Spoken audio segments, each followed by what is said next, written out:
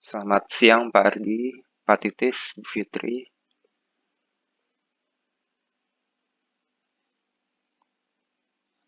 Siang Mas, benar. Oh ya, suara saya terdengar ya Pak ya? Terdengar. Jelas ya, oke. Jelas.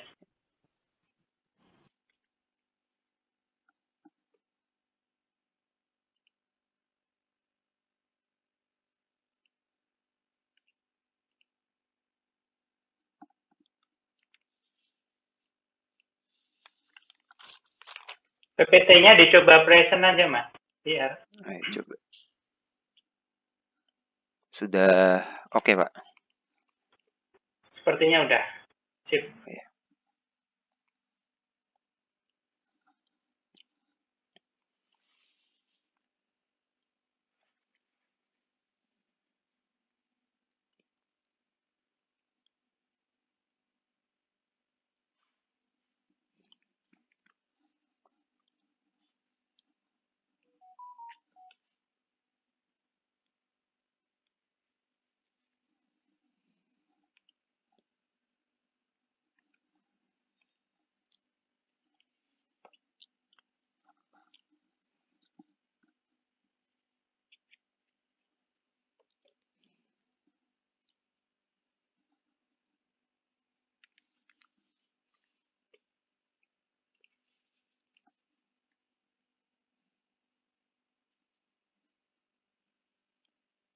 Selamat siang Bu Rini.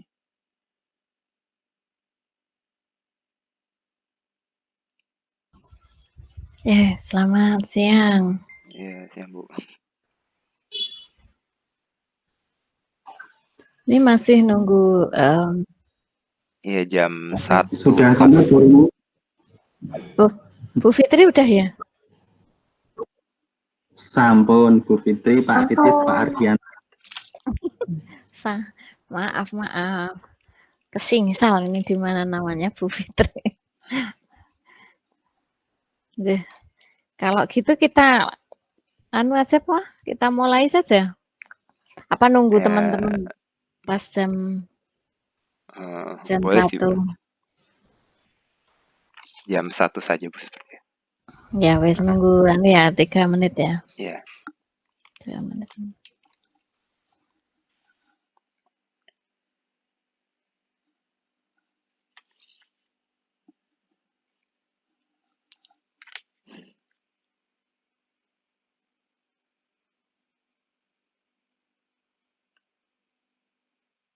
Pak Ardi sehat? Pak Ardi, Bu Fitri, Alhamdulillah, Pak insya Allah Bu sehat. Berini pribun. Sehat. Sehat. Iya. Ini teman-teman yang mau gabung berapa orang ini?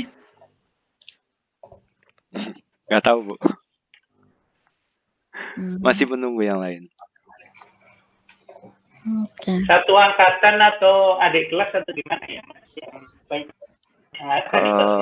Itu Mbak Yanti ngasih linknya sih di grup mahasiswa, jadi siapa saja yang semua mau, ya. yang mau lihat ya bisa masuk.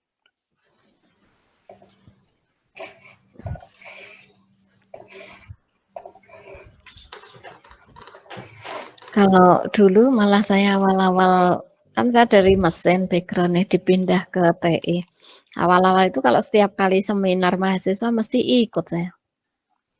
Padahal ya bukan penguji, bukan ini, karena pengen tahu, pengen belajar di TI itu kayak. Rajin Bu Rini. Kesal, terpaksa rajin karena pengen tahu. Pengen ngerti ya, apa kayak OR itu apa, SCM itu apa gitu. Kalau dulu masih ini juga pengujinya kan bisa macam-macam. Jadi saya bisa nguji di apa sistem produksi di macam-macam bisa. Sekarang kan udah dikelompokkan. Jadi ketemunya yo itu terus gitu. Bukan, ya karena mungkin semakin banyak. Kalau dulu kan ya harus gitu, seperti itu gitu. Apapun mata kuliahnya itu dosennya ya Bu dulu. Iya. Enggak, tapi aku pegangnya ya ergo semua. Terus statistik aku pernah pegang. Wis banget wis lali enggak tahu. Udah jam 1? Oh ya, Ya, udah pas. oke. Ya, makasih. Saya mulai, Bu. Saya yang mulai. Wow. Saya yang mulai. Ya. Saya yang akan memulai karena saya jadi ketua sidangnya. Oh ya, Bu. Siap, Bu. Ya, jadi acara hari ini itu adalah tak bacakan ya, ini ada berita acaranya. Berita acara ujian proposal S2. Jadi ini ujian. Kemudian mahasiswa yang diuji Danarwan Rusdaniaji. Ya, jadi Mas Danarwan ini siap untuk presentasi dan diuji pada hari ini. Insya Allah siap, Bu. Ya, jadi nanti agenda kita saat ini presentasi dari proposal ya, 15 menit. Saya pikir cukup. Kemudian nanti kita akan lanjutkan dengan diskusi. Nanti bisa dimulai dari teman-teman mahasiswa untuk memberikan masukan atau pertanyaan juga boleh terkait dari apa yang dipresentasikan Mas Danarwan. Kemudian nanti setelah itu baru saya sih berharap mahasiswanya bertanya gitu, aktif, jangan hanya mendengarkan tapi ikut memikirkan gitu, topik ini supaya kita sama-sama belajar. Kemudian nanti setelah diberi kesempatan untuk mahasiswa, teman-teman yang lain baru nanti tim penguji. Begitu. Ya, silahkan Mas Danarwan untuk mempresentasikan. Ya, siap, baik, Bu. Ya, Assalamualaikum warahmatullahi wabarakatuh. Selamat siang, teman-teman sekalian. Selamat siang, Bapak, Ibu, dosen, penguji, Pak Ardi, Pak Titis, Bu Fitri, dan Bu Rini. Hari ini saya akan mempresentasikan proposal penelitian saya yang berjudul tentang analisis pengaruh penggunaan masker pada saat berolahraga terhadap termoregulasi tubuh manusia di masa pandemi COVID-19. Jadi latar belakang dari penelitian ini adalah pada masa pandemi ini terdapat adanya adaptasi kebiasaan baru atau yang biasa disebut dengan new normal. Pada new normal ini, seluruh masyarakat di Indonesia diwajibkan untuk menggunakan masker pada saat beraktivitas. Salah satunya adalah pada aktivitas olahraga.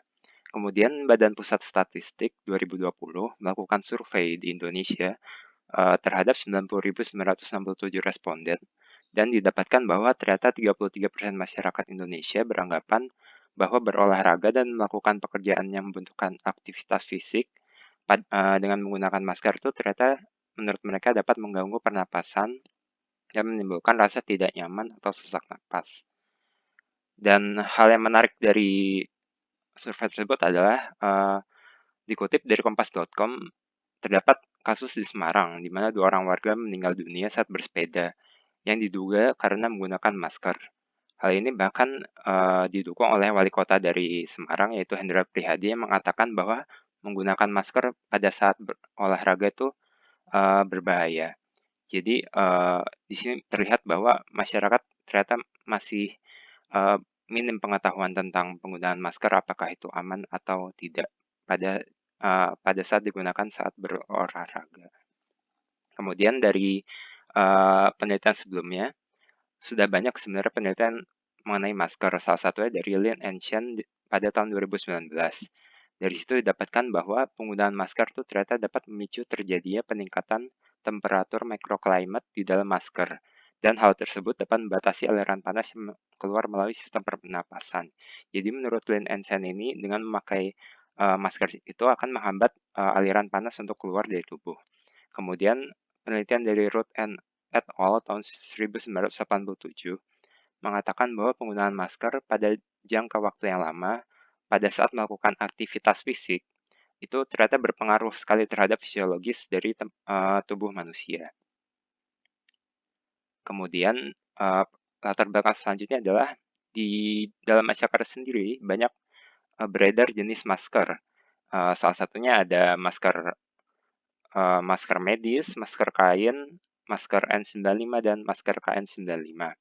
Kemudian dari situ peneliti ingin meneliti bahwa apakah jenis masker yang berbeda tersebut itu berpengaruh terhadap respon termoregulasi yang ada di dalam tubuh manusia. Lalu setelah peneliti melihat penelitian-penelitian sebelumnya, ternyata didapatkan bahwa penelitian tentang masker pada saat berolahraga di Indonesia ini masih sangat jarang. Kemudian peneliti juga ingin mengetahui apakah membandingkan jenis masker antara satu dengan lainnya itu terhadap risiko kesehatan itu apakah berbeda jauh ataukah sama seperti itu. Kemudian perumusan masalah. Rumusan masalah dari latar belakang di atas yang pertama adalah apakah perbedaan jenis masker dapat mempengaruhi respon termoregulasi pada tubuh manusia. Kemudian yang kedua, bagaimana tingkat resiko terjadinya heat strain pada tubuh saat berolahraga dengan menggunakan masker. Kemudian yang ketiga, bagaimana perubahan suhu fisiologis tubuh manusia pada saat berolahraga dengan menggunakan masker. Kemudian di sini peneliti menemukan asumsi dan batasan masalah. Asumsi yang pertama, pada penelitian ini, aktivitas olahraga yang dilakukan adalah jalan cepat. Kemudian pakaian yang digunakan oleh subjek selama penelitian menggunakan baju lengan panjang dan dengan celana panjang dengan bahan katun.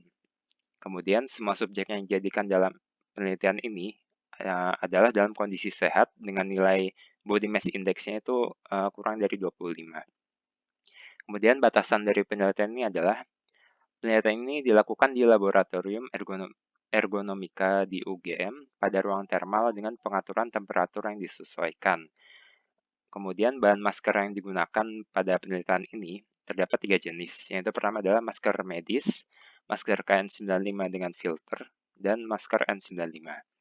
Kemudian di sini penulis hanya meneliti pada perubahan temperatur kulit pada area wajah saja, yang menggunakan masker pada saat dilakukan kegiatan olahraga. Kemudian penelitian ini hanya fokus terhadap pengaruh masker terhadap respon termoregulasi tubuh manusia dan perubahan temperatur fisiologis yang ada di tubuh subjek. Kemudian tujuan penelitian ini adalah yang pertama, menganalisis dan membandingkan perubahan fisiologis pada tubuh manusia, yaitu variabelnya adalah pada temperatur kulit, temperatur tubuh, temperatur microclimate di dalam masker, kemudian denyut jantung dari penggunaan 3 jenis masker yang berbeda pada saat berolahraga. Kemudian mengetahui perbedaan level dari thermal sensation, thermal comfort, dan mass sensation secara subjektif yang terjadi pada subjek dengan memakai jenis masker yang berbeda juga. Kemudian yang terakhir adalah untuk mengetahui seberapa besar perbedaan pengaruh penggunaan masker dengan 3 jenis bahan yang berbeda tersebut pada saat berolahraga terhadap risiko heat stress pada tubuh manusia. Kemudian manfaat dari penelitian ini adalah diharapkan penelitian ini dapat memberikan manfaat terkait informasi keamanan dan kenyamanan pada penggunaan masker pada saat berolahraga. Khususnya tidak hanya di masyarakat saja, namun bisa mungkin untuk kedepannya untuk tenaga medis dan operator lainnya pada saat melakukan aktivitas fisik menggunakan masker.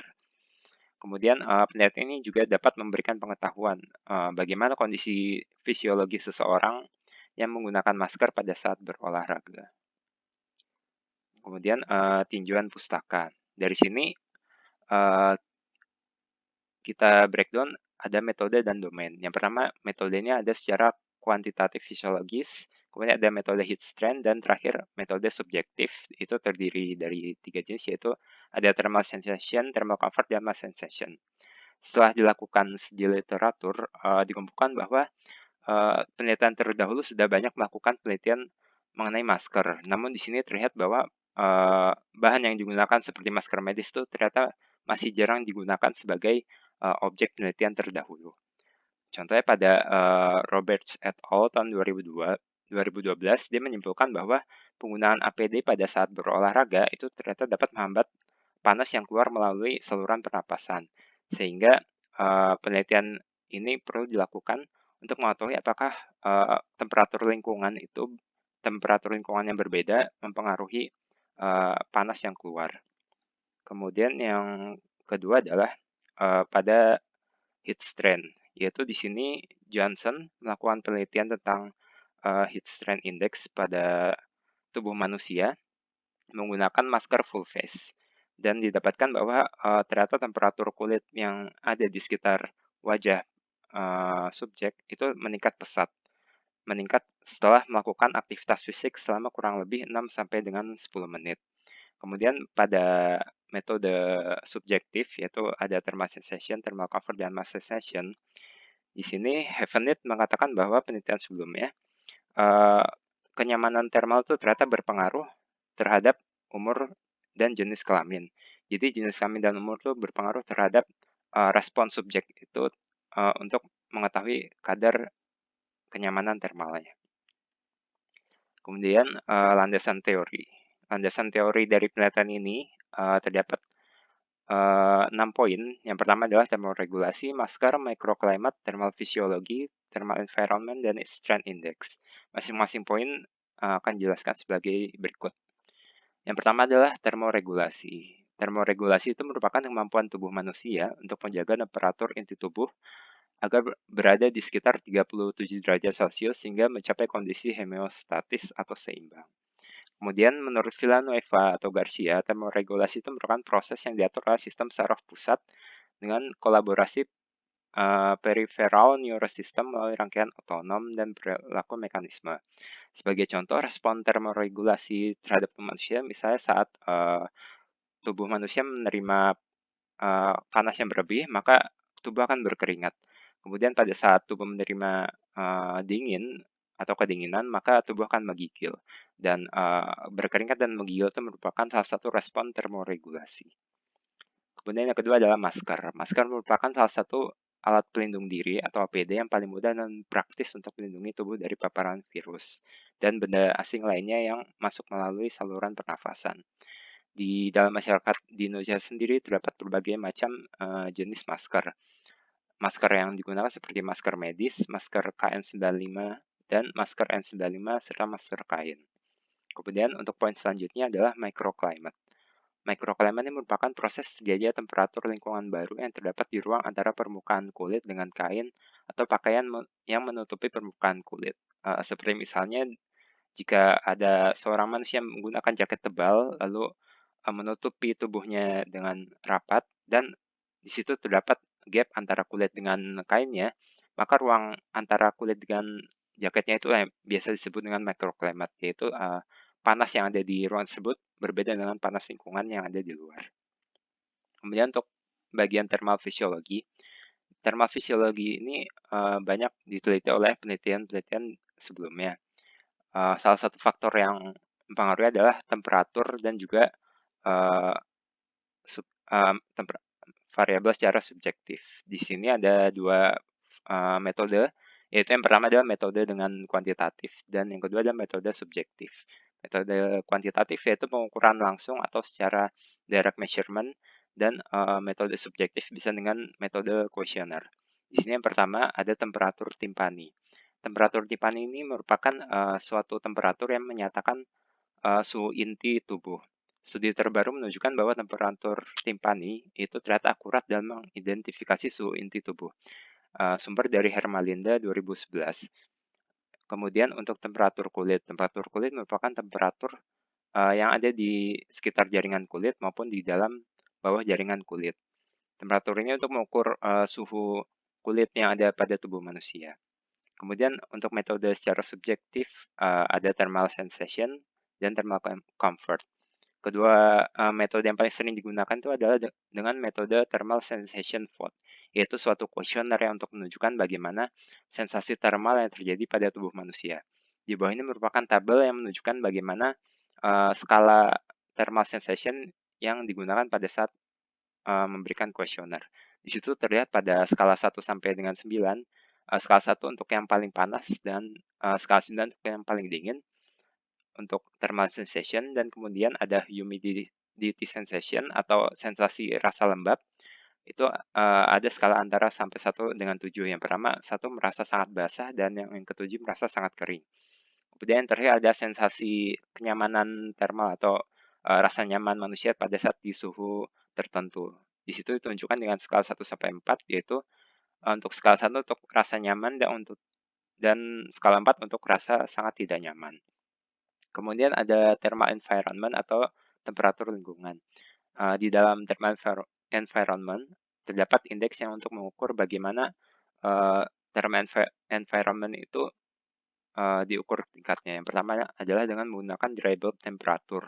Jadi dry bulb temperaturnya adalah suatu instrumen alat yang berbentuk seperti globe atau bola dunia yang di tengah-tengahnya itu terdapat temperatur. Guna dari dry bulb temperaturnya adalah untuk mengukur suhu lingkungan atau suhu ambience lingkungan yang ada di sekitarnya. Kemudian yang kedua adalah relative humidity. Relative humidity ini merupakan suatu satuan kelembapan yang ada di suatu lingkungan. Jadi humidity ini semakin besar persennya maka dia akan semakin lembab. Sebaliknya jika semakin rendah persennya maka dia akan semakin kering. Kemudian yang terakhir adalah heat strength index. Yang pertama heat strength.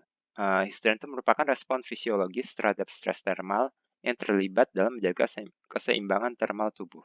Sumber dari Frank et al. 2001.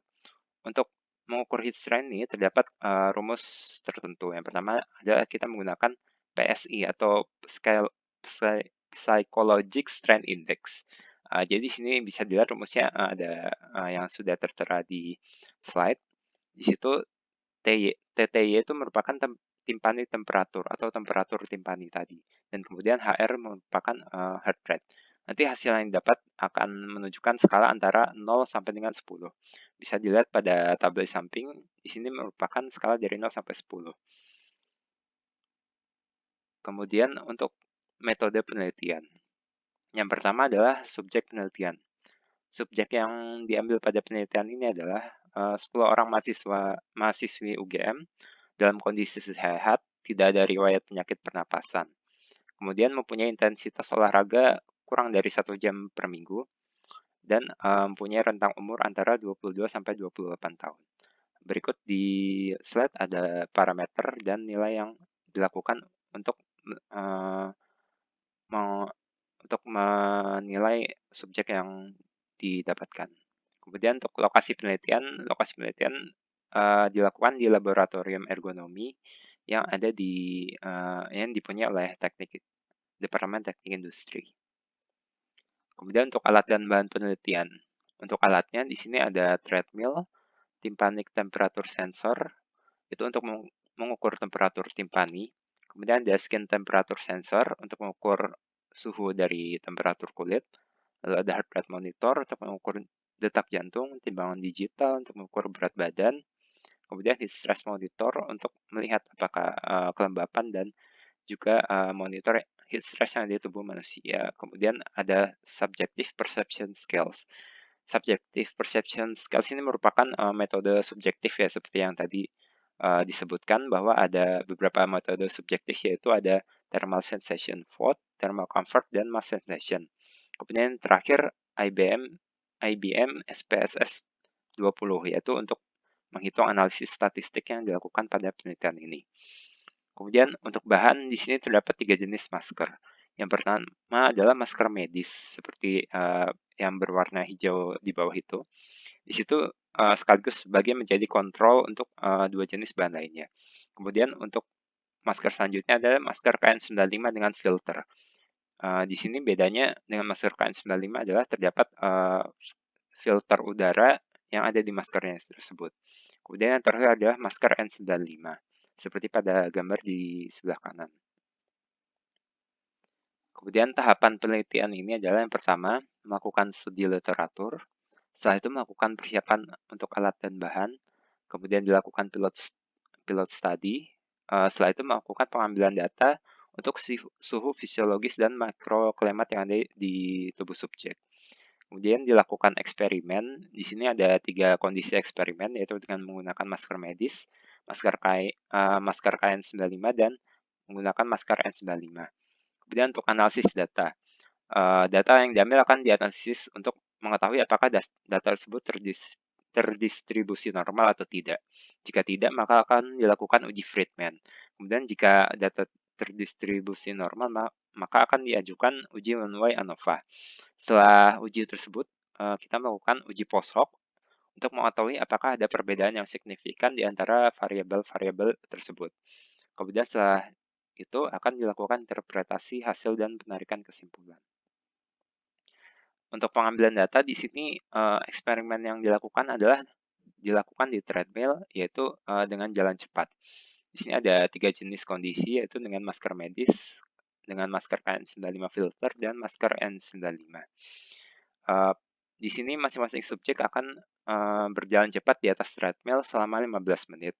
Kemudian pada saat melakukan exercise tersebut, subjek akan dilakukan penghitungan secara langsung atau direct measurement dengan menempelkan sensor-sensor untuk mengukur suhu-suhu dari variabel-variabel tadi yang sudah disebutkan di atas. Kemudian ini adalah untuk perhitungan kecepatan jalan cepatnya. Jadi setiap 3 menit sekali, kecepatan dari treadmill ini akan semakin bertambah cepat. Metode ini didapatkan dari berdasarkan metode Bruce. Jadi metode Bruce ini dengan metode ini maka akan mendapatkan suatu detak jantung yang paling maksimal atau suatu angka HR max, sehingga subjek yang melakukan jalan cepat ini akan mencapai heart rate yang paling maksimum. Kemudian ini untuk waktu pengambilan data. Pada gambar di slide ini, yang pertama sebelum melakukan kegiatan exercise akan dilakukan proses aklimatisasi atau fase untuk beradaptasi terhadap suhu lingkungan. Pada fase aklimatisasi ini, subjek akan disuruh untuk duduk di dalam ruang termal yang suhunya sudah disesuaikan selama 10 menit. Hal ini bertujuan untuk menyamaratakan suhu badan subjek dengan suhu lingkungan. Kemudian setelah itu selama 15 menit, subjek akan melakukan fase exercise, yaitu berjalan cepat tadi. Di sini dapat terlihat bahwa titik-titik tersebut merupakan waktu di mana peneliti mengambil data. Untuk temperatur di dalam masker itu akan diambil dari menit ke-0 sampai dengan menit ke-15. Sedangkan untuk metode subjektif, yaitu metode thermal sensation, thermal comfort, dan mass sensation akan diambil setiap 5 menit sekali. Kemudian untuk pengukuran suhu temperatur inti seperti temperatur kulit dan temperatur tubuh akan diambil setiap 5 menit sekali juga. Kemudian untuk pengukuran detak jantung dan temperatur timpani akan diambil dari fase aklimatisasi sampai dengan fase recovery. Dan sebelum subjek melakukan exercise selanjutnya, akan ada sekitar waktu 10 menit untuk subjek melakukan recovery atau fase istirahat. Hal ini bertujuan untuk meringankan beban subjek dan untuk siap untuk melakukan exercise selanjutnya. Dan untuk analisis statistik data dari penelitian tersebut, setelah semua data tersebut dikumpulkan, maka kita akan melakukan uji normalitas. Uji normalitas ini menggunakan metode Kolmogorov-Smirnov, yaitu dilihat apakah data tersebut berdistribusi normal atau tidak. Kemudian setelah didapatkan, kita lihat apakah data tersebut normal apa tidak. Kalau jika data tersebut normal, maka kita akan lanjut melakukan uji one-way ANOVA. Uji ANOVA ini merupakan uji statistik di mana gunanya adalah berfungsi untuk menghitung parameter lebih dari 2 variabel. Sehingga karena di penelitian ini variabelnya lebih dari 2, maka saya mengambil uji statistik dengan uji ANOVA. Kemudian setelah uji tersebut dilakukan, yang terakhir adalah dengan menggunakan uji post hoc. Uji post hoc ini digunakan untuk mengetahui perbedaan yang signifikan, apakah ada perbedaan yang signifikan antara data-data yang sudah dikumpulkan ataukah tidak. Dan metode ini juga terdapat bisa diterima atau ditolak, yaitu kita menggunakan satuan parameter H0-nya jika lebih kecil daripada 0,05, maka H0 dapat diterima. Dan jika H1-nya lebih besar daripada 0,5, maka H0 akan ditolak. Kemudian ini adalah timeline penelitian yang dilakukan. Bisa dilihat bahwa penyusunan proposal penelitian ini dilakukan dari tanggal-tanggal tersebut pada bulan Januari. Kemudian untuk penggunaan izin administrasi penelitian itu selama 2 minggu, yaitu dari tanggal 29 Januari hingga 13 Februari. Kemudian untuk pengumpulan data dilakukan kurang lebih selama 2 minggu, yaitu dari tanggal 14 Februari sampai dengan 7 Maret. Kemudian untuk analisis data dilakukan pada bulan Maret 7 sampai dengan 10 Maret. Kemudian untuk pembuatan hasil penelitian juga pada bulan Maret 2021 dan didapatkan penarikan kesimpulan dan saran pada bulan Maret juga tanggal 17. Ya, sekian presentasi proposal penelitian saya. Kurang lebihnya mohon maaf. Ya. Assalamualaikum warahmatullahi wabarakatuh. Oke. Ternyata lebih dari 20 menit kamu. Oh, Besok oh, lagi dilatih gitu ya untuk Ya, seminar. banyak soalnya.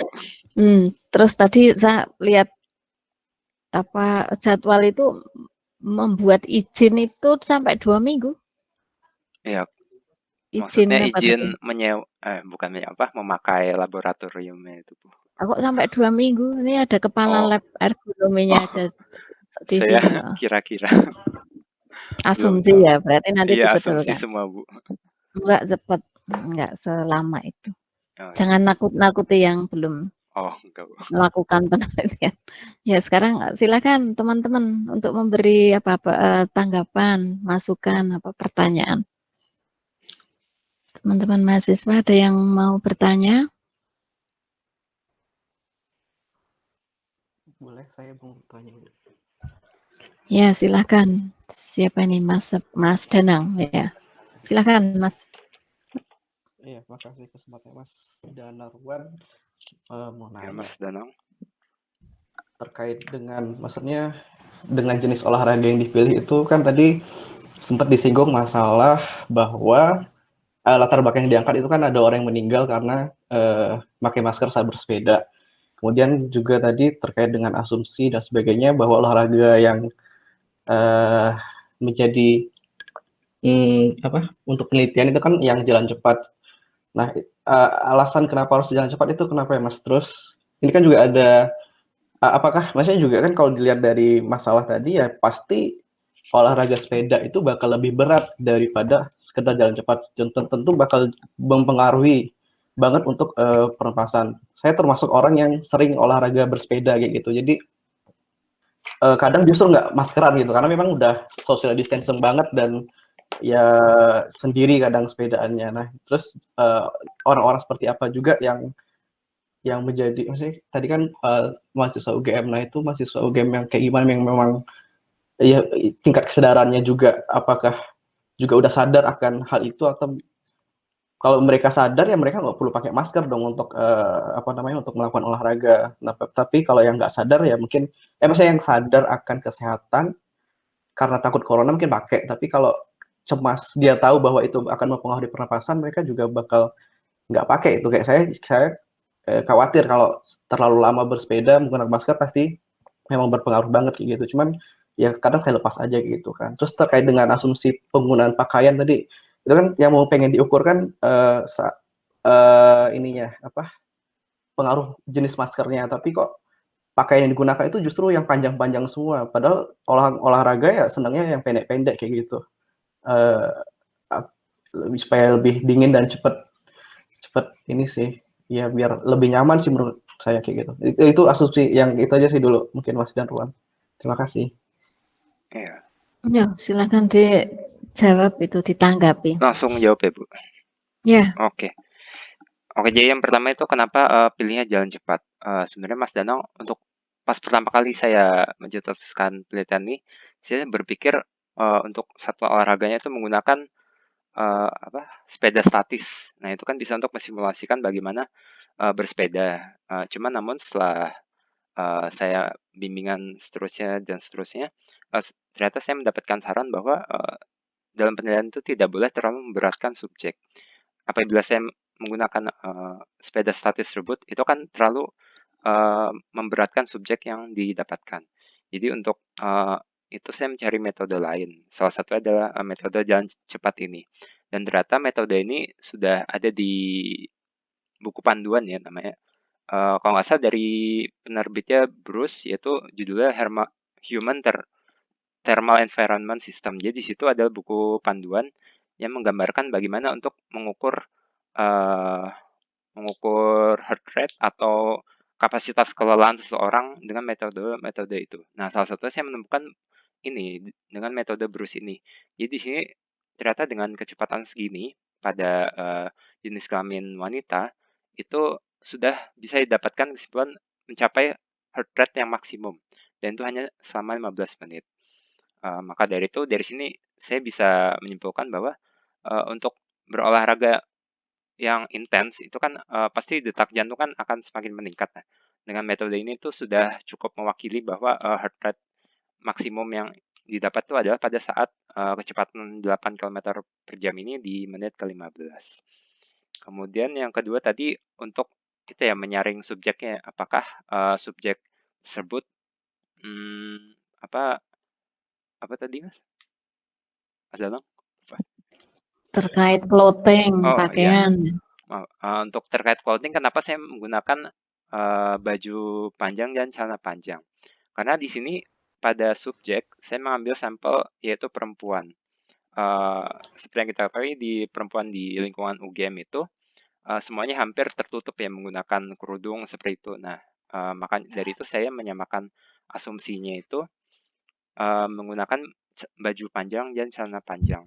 Dan sini saya sudah tulis ya Mas Danang ini mahasiswi bukan mahasiswa. Jadi untuk keseluruhannya akan memakai subjek dari perempuan. Dan terlebih lagi kenapa saya memilih subjek itu perempuan? Karena selain sebelum pandemi ini saya sering melihat bahwa perempuan itu lebih sering memakai masker, bahkan pada saat berlari, saat berolahraga seperti di GSP sebelumnya itu ternyata masih banyak menggunakan masker. Jadi setidaknya ini akan mempresentasikan bagaimana penggunaan masker ini pada mahasiswi di UGM. Terus yang terakhir subjek yang bagaimana cara menyaring subjeknya itu mengetahui bahwa dia tuh patuh atau tidak memakai masker. Sebelumnya nanti saya akan memberikan kuesioner ya. Sebelum saya menyaring subjek itu saya akan memberikan kuesioner seperti misalnya apakah subjek itu melakukan intensitas olahraga kurang dari 1 jam per minggu, lalu untuk umur, jenis kelamin. Dari situ juga saya akan menambahkan apakah pernah merasa sesak atau merasa tidak nyaman pada saat menggunakan masker atau tidak. Nah, dari kuesioner tersebut saya akan nanti akan menyaring subjek tersebut sehingga akan mendapatkan benar-benar subjek yang seperti yang saya inginkan. Seperti itu Mas Danang. Ya, walaupun nanti pemilihan respondennya nanti masih perlu pertimbangan tertentu ya. Ya, makasih Mas Danang. Ada satu lagi dari teman-teman mahasiswa sebelum pindah ke dosennya. Saya ingin bertanya Bu Rini. Ya, Mbak Mia, silakan. Ya, terima kasih Bu Rini. Mas Danarwan, saya ingin bertanya, tadi kan ada pengujian hipotesis ya, yang di ANOVA. Nah, apakah Mas Danarwan sudah membuat hipotesisnya? Dan kalau boleh tahu, hipotesis apa yang nantinya akan diuji Mas Danar? Terima kasih. Ya, jadi terima kasih Mbak Mia atas pertanyaannya. Jadi di uji ANOVA One Way ANOVA yang saya lakukan, saya sudah mendapat setidaknya kira-kira untuk hipotesis yang didapatkan. Dari studi literatur sebelum-sebelumnya, di sini saya memakai nilai P itu lebih kecil daripada 0,05. Kenapa saya memakai nilai P-nya itu 0,05? Karena 0,05 itu ternyata sudah cukup mewakili batasan paling luar dari uji statistik tersebut. Karena jika semakin kecil nilainya, maka itu akan semakin banyak subjeknya dan semakin akurat. Namun karena di sini saya hanya menggunakan subjek antara 10, mungkin lebih dikit, lebih 20, itu tergantung dari statistical power ya. Makanya saya akan mengambil yang batasannya paling luar nilainya yaitu nilainya 0,05. Untuk hipotesisnya di sini ada 2 hipotesis. Yang pertama untuk H0 yang pertama itu tidak ada perbedaan.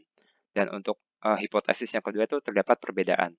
Perbedaan di sini itu maksudnya antara data satu dengan satu lainnya itu tidak berbeda jauh dari data distribusi yang sudah dilakukan. Karena di sini kan untuk melakukan ujian ANOVA ini data harus sudah terdistribusi secara normal.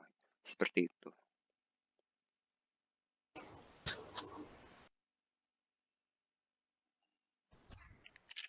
Cukup Mbak Mia jawabannya. Iya Bu, mungkin ini ya, ini Bu mau bertanya untuk hipotesisnya mungkin terdapat perbedaan yang signifikan antara masker dengan apa gitu ya Mas Dana ya? Oh iya, Dengan aktivitasnya gitu. betul. Terima kasih Mas Dana, terima Siap, kasih Bu Mbak. Rini. Terima Ya, kasih koreksinya Mbak Mia. ada lagi teman-teman? Atau nanti ini biar ya Bapak Ibu dosen nanti kalau ada yang masih terlewat mau bertanya atau apa bisa lewat chatting. Monggo silakan. Ini ada Pak Titis, ada Bu Fitri sama Pak Ardi. Siapa dulu? Pak Titis dulu apa? Ya, boleh Bu. Ya, Tapi tadi monggo. yang datang duluan Pak Ardi kayaknya. Oh lah, Pak Ardi. Ini Bu Ya, Fitri monggo. ya sudah open apa? Dulu boleh. Pink shoot aja apa piye mana yang Nanti yang masuk Mungkin, duluan Pak. Pak Ardi, terus Pak Titis, terus saya ya Pak Titis ya? Nggak tahu ya saya. berarti Pak Ardi dulu kan? Pak Ya Ardi wes. dulu boleh. Monggo Pak Oke. Ardi.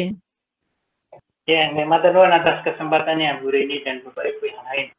Nggih. Jadi kalau sekilas saya baca proposalnya Mas Danarwan ini, dan saya baru diamanai lab RPD, saya agak deg-degan ini Mas. Karena ini penelitiannya high risk ya Mas. Resikonya cukup tinggi. Ya.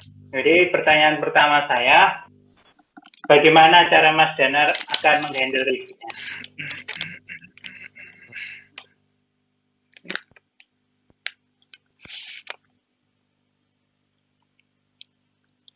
Udah ya Pak ya.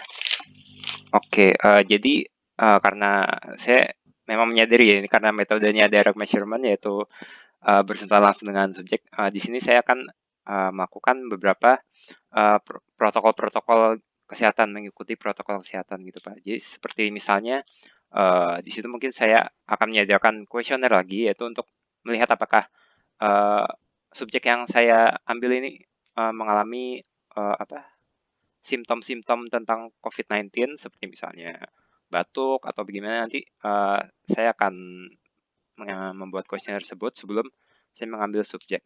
Nah setelah lolos dari pertama nanti di lab ergo itu nanti saya juga akan menyediakan alat-alat untuk seperti masker, hand sanitizer untuk pencegahan COVID-19 tersebut. Terus untuk menghindari kontak langsung dengan subjek, saya juga mungkin alat yang digunakan seperti prop itu yang ditempel ke badan itu karena di sini saya menggunakan seperti prop gitu Pak. Jadi di sensor yang ditempelkan di badan subjek mungkin untuk menghindari kontak langsung saya bisa menyuruh subjek itu sendiri untuk menempelkan prop tersebut di bagian-bagian yang akan diukur. Kemudian setelah itu saya juga mengantisipasi dengan mengurangi beberapa variabel-variabel yang harusnya lebih bisa dipakai seperti misalnya temperatur kulit. Untuk pengukuran temperatur kulit yang sesungguhnya itu kan ada di 10 titik kan, Mbak. Di situ makanya saya menggunakan batasan masalah untuk pengambilan suhu pada di sekitar area wajah saja. Karena dengan di area wajah saja, saya akan mengambil poin-poinnya itu hanya terdapat di daerah wajah, sehingga mengurangi jumlah poin-poin yang harusnya temperatur pada suhu kulit itu diambil seperti itu. Boleh masuk sebentar Mas. Justru bahaya kalau di daerah wajah. Karena kan droplet itu kan nanti dari hidung, dari pernapasan, apalagi tadi satu hal tuh mau mengambil suhu di dalam masker itu saya nggak membayangkan bagaimana caranya gitu di dalam ada kalau nggak salah ya. Nanti bisa subjek yang menempelkan sendiri Bu.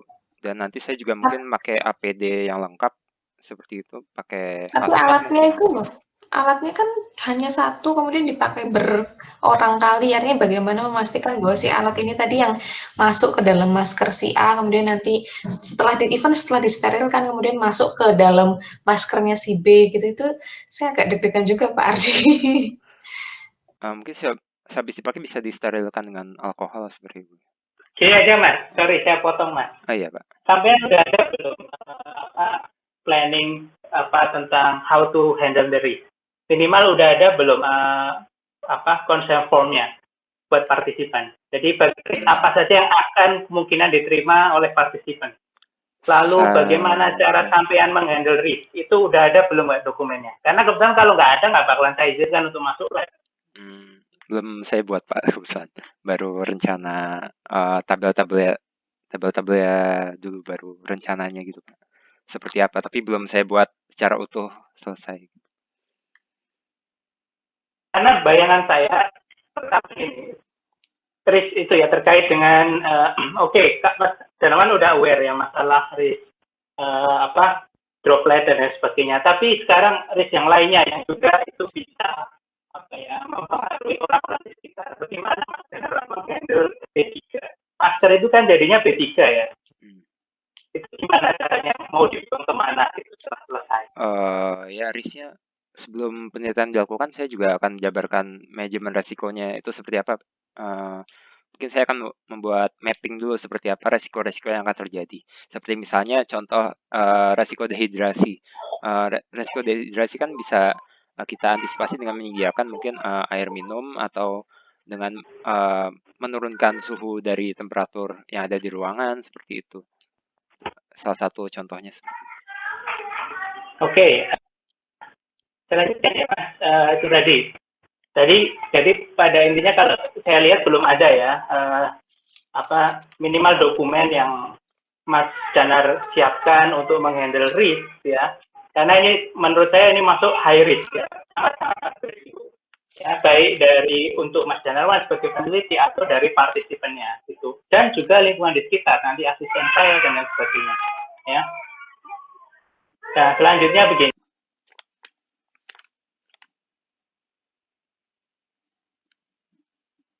Ini diusulkan akan dilakukan di ruang terkondisi ya? Iya Pak, di ruang iklim kalau nggak salah. Mas Ya? Danarwan, kan kalau salah satu bentuk pengendalian bahaya terkait COVID-19 itu kan kita berada di ruangan yang ventilasinya bagus ya. Sementara ruang terkondisi itu kan semuanya serba tertutup. Itu bagaimana Mas Danarwan mempertimbangkan hal tersebut?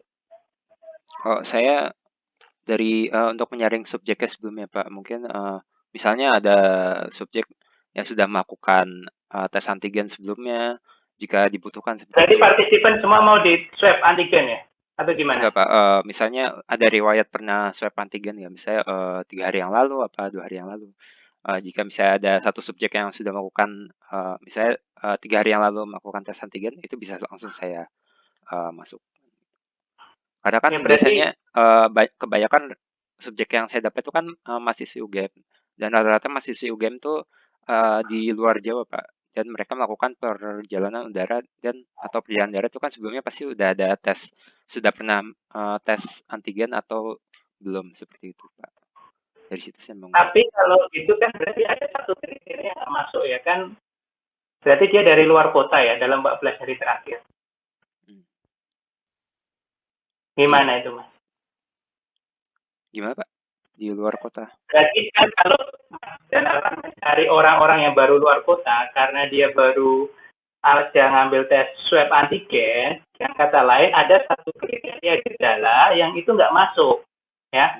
Jadi ya itu kan kalau yang bisa masuk ke unit kita itu kan 4 orang yang dalam 14 hari terakhir kan nggak keluar kota. Berarti kalau dalam 14 hari terakhir dia dari luar kota itu secara otomatis kan dia nggak bisa jadi subjek.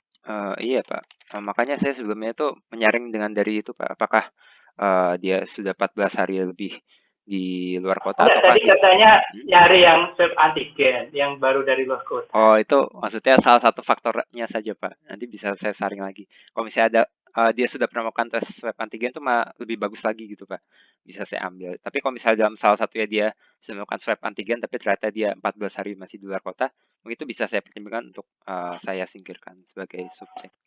Tapi kemungkinan sih saya akan mengambil subjek yang ada di daerah-daerah kota Jogja atau di luar kota yang saya ketahui trackingnya gitu Pak, seperti itu.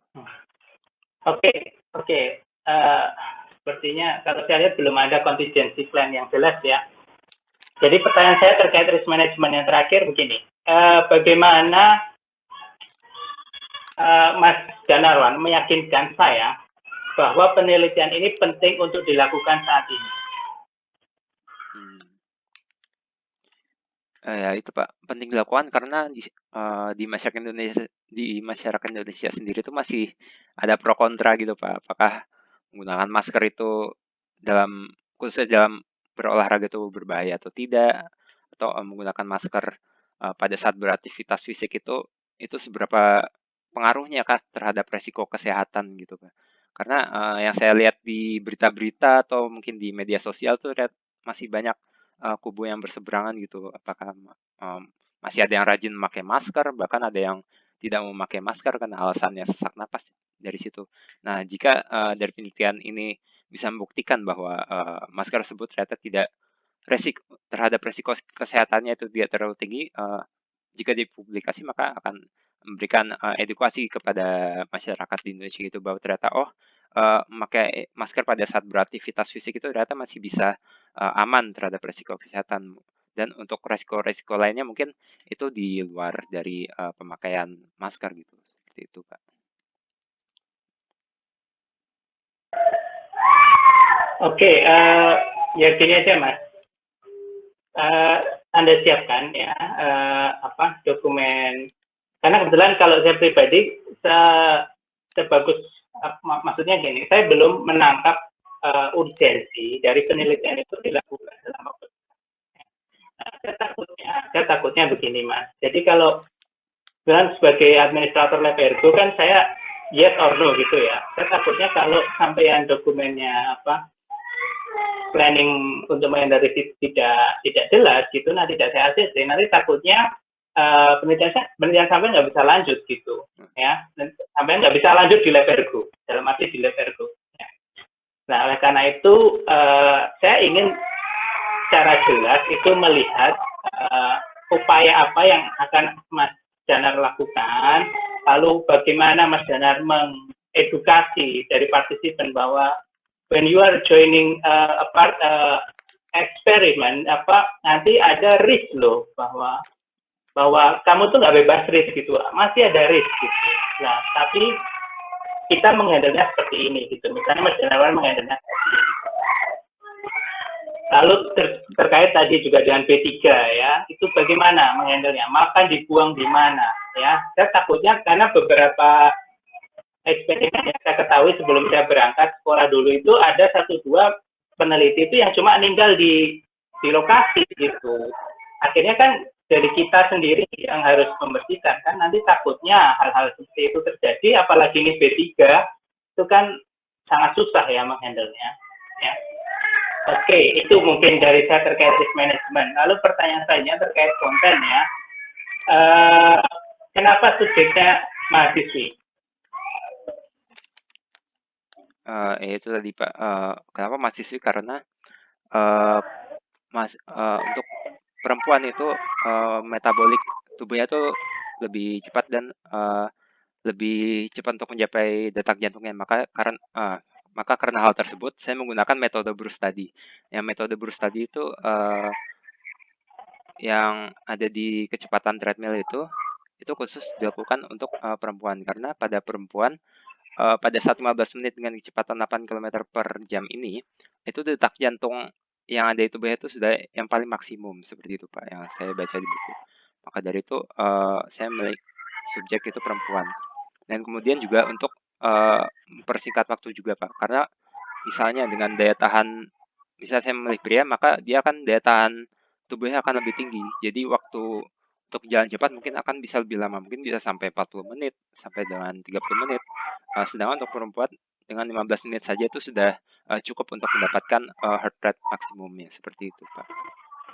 Salah satu kenapa saya memilih itu. Oke, yang jadi highlight dari saya, Mas Danarwan juga harus peka ya terhadap isu-isu yang berkembang ya. Jadi kan pernah ada isu yang saya lupa di Surabaya apa di mana gitu. Jadi peneliti laki-laki, subjeknya perempuan semua gitu. Dan isu-isu seperti itu harus di manage ya dengan baik ya, jangan sampai hal yang tidak inginkan terjadi gitu. Karena itu ya kalau saya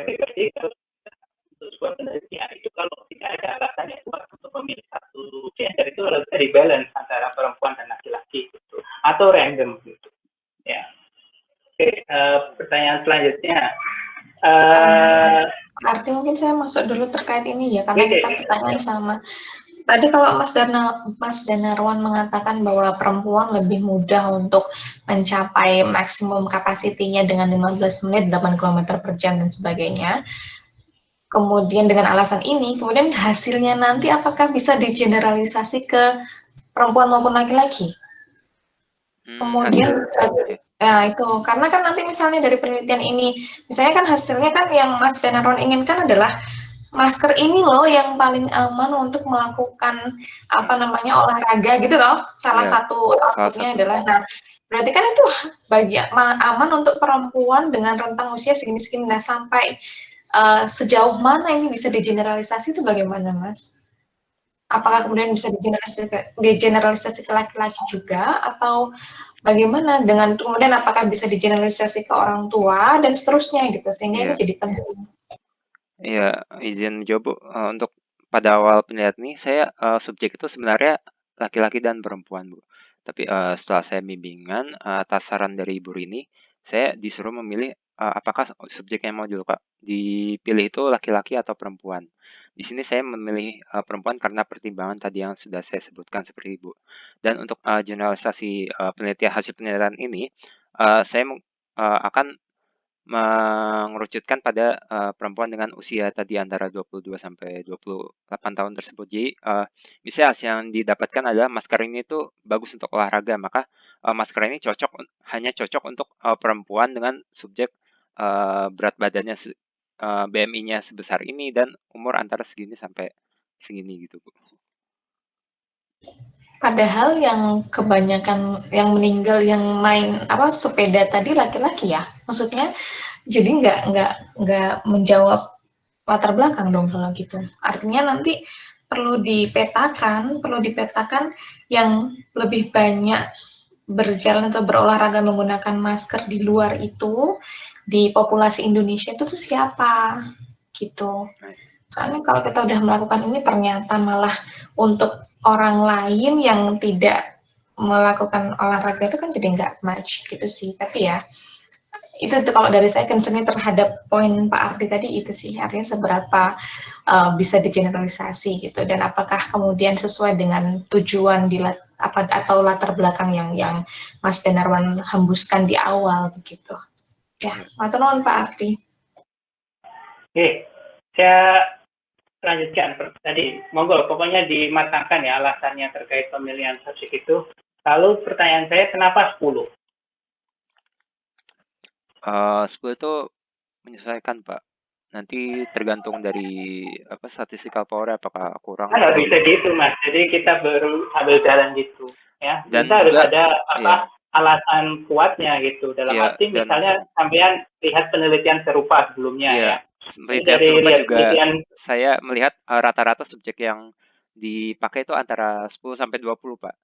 Ya jarang yang sampai puluhan apa ratusan ke atas. Biasanya yang ratusan ke atas itu untuk pada metode subjektif tadi, untuk kuesioner itu baru mereka melakukan banyak sekali subjek. Dan sebelumnya seperti pada penelitian Lin and Sen tadi yang tahun 2019, dia hanya menggunakan 15 subjek untuk mengukur bagaimana pengaruh heat stress pada penghuni apartemen di suatu apartemen gitu Pak, dengan menggunakan masker. Dan dia hanya mengambil sampel sekitar 15 dan lain-lainnya. Kemudian saya juga sebelumnya studi literatur juga ke tesis-tesis angkatan sebelum saya itu rata-rata juga antara 10 sampai 20 subjek seperti itu Pak. Boleh nggak saya jelasin bentar Mas? Iya. Jadi gini, Mas Danarwan lihat penelitian yang mirip ya, yang serupa gitu. Lihat itu jumlah partisipannya berapa, lalu lihat standar deviasinya ya. Lalu dengan data yang ada, coba sampean lakukan misalnya statistical power calculation atau apa gitu. Dari situ powernya berapa gitu. Kalau memang dengan 10, dengan penelitian yang serupa itu sudah cukup, ya kita bisa jadikan itu landasan gitu untuk kita memang pakai 10 gitu ya. Ya, makasih Pak. Oke, selanjutnya tentang urutan. Apakah maskernya itu akan urutan maskernya akan konsisten gitu, dari masker surgical, lalu KN95, lalu N95 untuk semua partisipan itu akan sama atau bagaimana? Iya, sama Pak, konsisten. Yang pertama Gimana masker cara medis. menghandle carry over effect? Ya? Oh, putus-putus. Menghandle carry over effect. Carry over effect. Nanti saya bikin apa ya? Kayak misalnya per meja gitu Pak. Jadi untuk perhitungan pertama nanti misalnya ada meja sendiri, itu sudah saya siapkan Enggak, bahan. Mas tahu nggak artinya carry over effect apa? Carry over effect, efek yang timbal balik itu ya Pak? Kurang tahu Pak. Jadi gini Mas, kalau sampean maskernya dibikin urutannya sama untuk tiap subjek, bisa jadi kan nanti kalau ternyata masker yang terakhir itu apa ya, entahlah, misalnya suhu dalam maskernya itu paling tinggi. Itu bisa jadi itu bukan karena jenis maskernya, tapi karena maksudnya itu telah gitu. Ya, kalau kita bicara usabilitas mungkin learning curve. Jadi sebaiknya ya untuk urutan itu dirandomisasi antar subjek ya. Oke, mungkin dari saya itu dulu Bu Rini, matur nuwun. Ya, matur nuwun Pak Ardi, tadi concern-nya terhadap tadi ditanyakan berulang tentang respondennya tadi. Ya nanti dipertimbangkan. Kemudian race entah itu kepada respondennya, termasuk mungkin aktivitas fisik yang nanti akan dilakukan pada saat pengambilan data, atau kepada lingkungannya, peneliti, responden, dan lingkungannya. Nanti harus ada dokumen dulu, itu clear, baru nanti bisa dilanjut. Jadi monggo Bu, kita lanjut Bu Fitri ya. Terima kasih Pak Ardi untuk masukannya. Monggo Bu Fitri. Ya, Mas Danarwan, ini pertama tadi saya udah ditanyakan oleh Pak Ardi. Kemudian untuk judul, itu sebetulnya analisis pengaruh penggunaan masker pada saat berolahraga terhadap termoregulasi tubuh manusia. Itu maksudnya baik masa pandemi COVID atau tidak pandemi COVID, sebenarnya kalau masker dipakai pada saat olahraga kan, ya ini yang Mas Danarwan lakukan kan ya? Iya. Iya Bu. Iya, jadi maksud saya mau pada saat pandemi atau tidak pandemi, tapi ketika menggunakan masker ketika berolahraga ya hasilnya sama toh sebenarnya. Artinya apakah kata-kata itu diperlukan atau enggak, itu pertama. Kalau diperlukan silakan, kalau tidak dibuang. Kemudian bahasa Inggrisnya itu tolong nanti diperbaiki, ini udah saya coret-coret ya di yang tadi saya submit. Kemudian nanti disampaikan oleh Mbak Bu Yanti. Kemudian untuk ada ini ya, ada typo, kemudian ada tata tulisnya juga perlu diperbaiki, itu sudah saya tandai di beberapa tempat.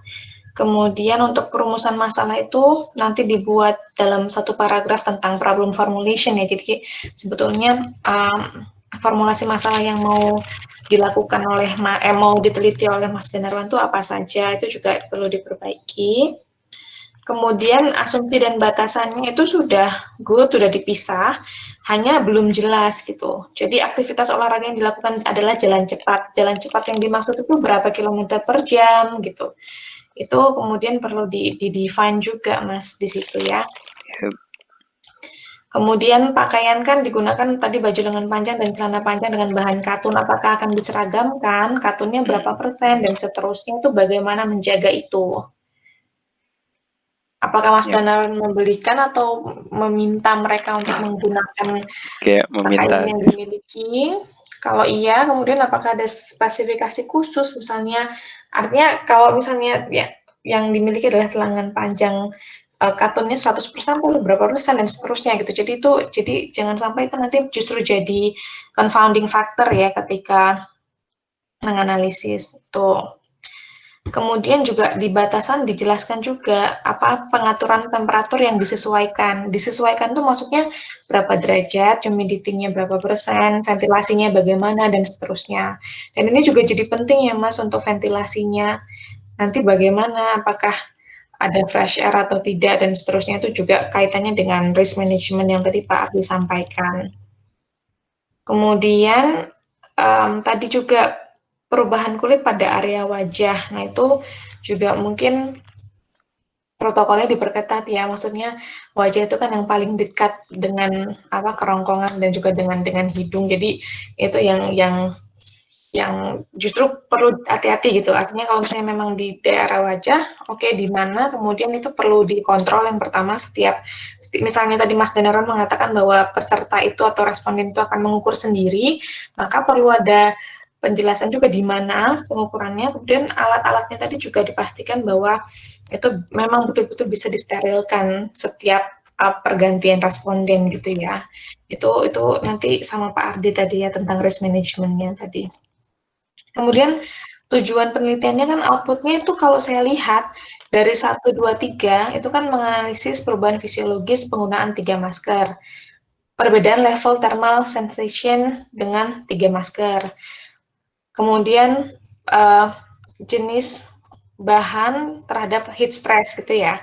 Jadi intinya adalah Mas Neron mau milih dari 3 masker itu mana sih yang paling bagus atau yang paling mending dipakai untuk berolahraga gitu ya? Iya Bu, salah satunya. Padahal tadi Mas Danarwan bilang di Indonesia itu belum ada loh yang baik itu pakai masker atau tidak pakai masker, ya nggak? Sehingga di sini malah kontrol variabelnya malah nggak ada. Oh, Ya maksudnya kan? penelitiannya tuh penelitian tentang menggunakan masker itu Bu, bukan memakai masker atau tidak memakai masker. Iya, iya betul sih. Cuma maksud saya kan tadi Mas Danarwan bilangnya dengan menggunakan masker itu mana yang lebih berbahaya, maksudnya berbahaya atau tidak sih pakai masker gitu kan awalnya ya. Iya. Tapi kalau misalnya berbahaya atau tidak itu kan perlu ada kontrol variabelnya, maksudnya kontrol treatmentnya, ya nggak sih? Walaupun kalau ada kontrol treatment akhirnya jadi bahaya lagi gitu sih maksud saya.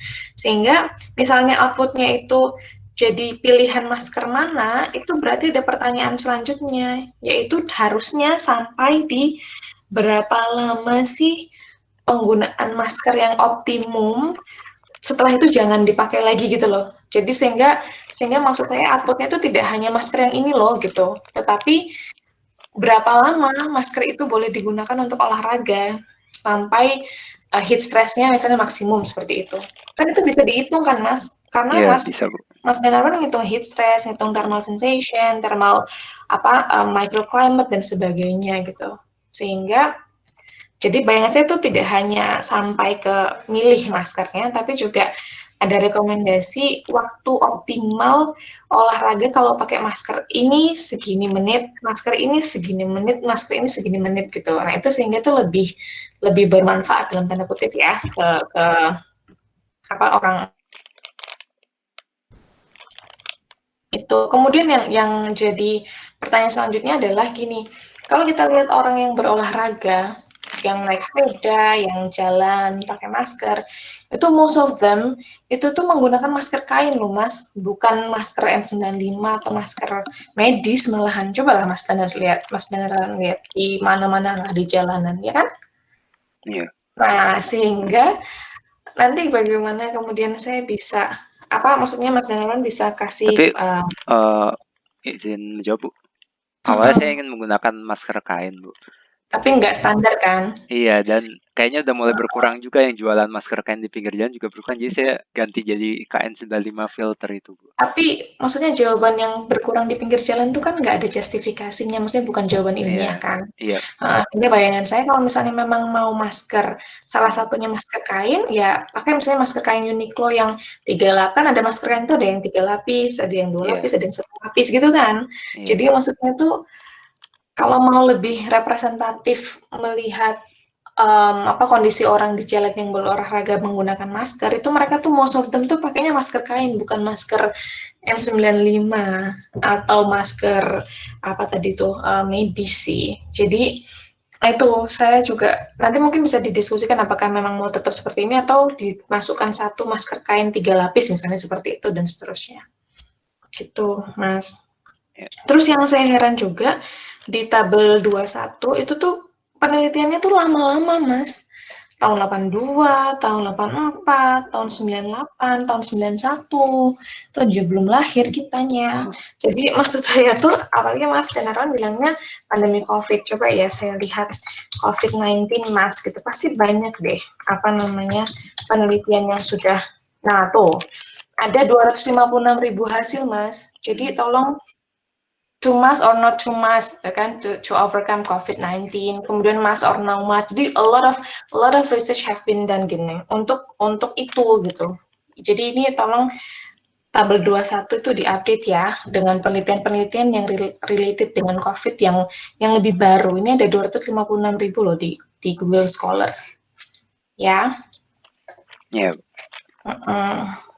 Itu sehingga khawatirnya nanti ternyata udah dijawab tujuan penelitiannya Mas Danarwan di Google Scholar ternyata ada nih misalnya gitu. Jadi di situ akhirnya maksudnya research gap-nya jadi dipertanyakan gitu ya. Ini ada nih ternyata impact on sport and exercise untuk face mask dan seterusnya. Nanti coba dibaca ya Mas ya. Kemudian metode penelitiannya itu juga tadi mahasiswi sudah ditanyakan oleh Pak Ardi. Kemudian proses pengambilan di laboratorium pagi dan siang tuh maksudnya diulang atau bagaimana Mas? Maksudnya dalam satu hari itu ada 2 sesi Bu, jadi 2 orang yang berbeda untuk mempersingkat waktu gitu. Terus bagaimana cara memastikan bahwa tidak ada pengaruh waktu pengambilan data terhadap heat stress dan thermal comfortnya tadi? Itu tadi Bu, jadi subjeknya itu akan disarankan 1 jam sebelumnya itu tidak makan dan minum.